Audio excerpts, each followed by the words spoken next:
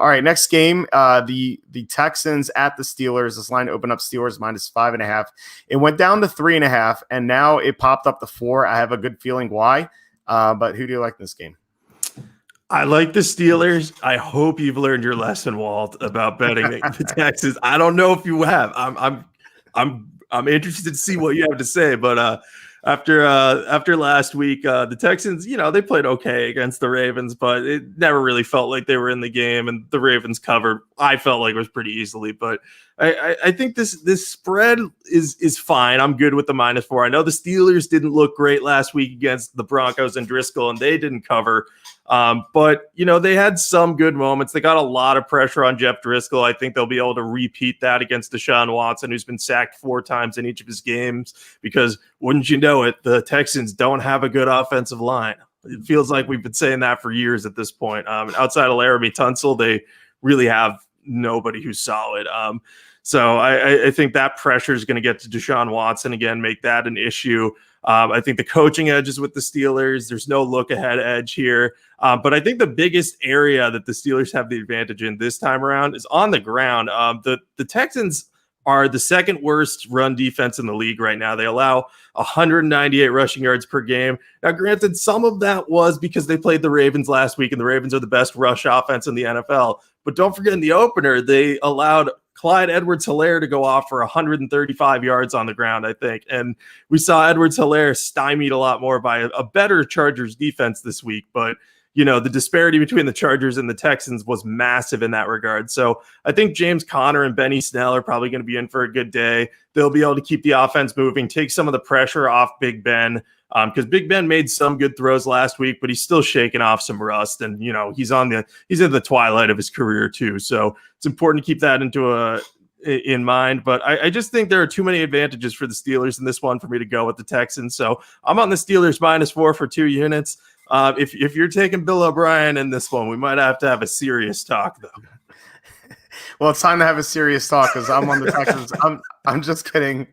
Just kidding. I'm not betting the Texans. I'm not picking the Texans. I'm on the Steelers with you.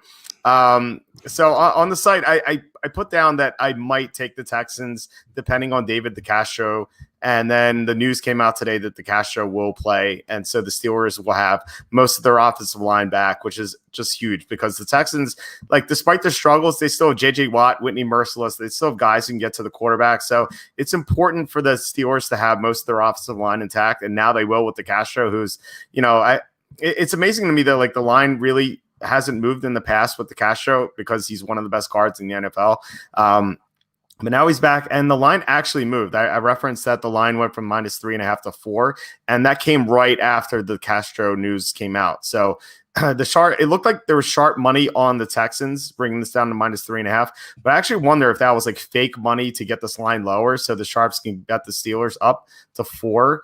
Or bet it at 3.5, and now it's gone to 4. So, I'm with you. I think the Steelers are the better team by far, especially now that they have their offensive line intact, and they have all the advantages, like you said.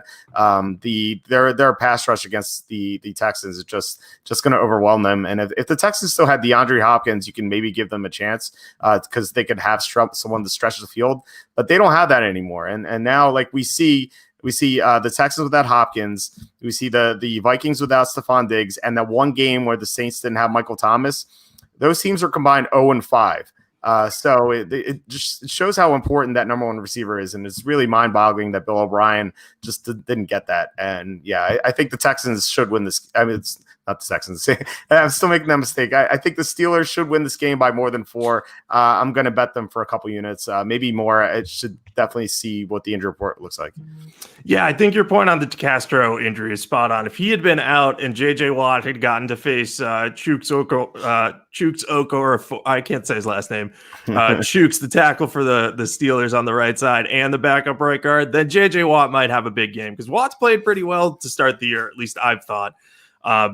But yeah, with DeCastro in, it just feels like a no-brainer because I really think they're gonna go on the ground like crazy in this game. I actually have James Conner in my very early DraftKings lineup for this week because his pricing is pretty solid in a good matchup.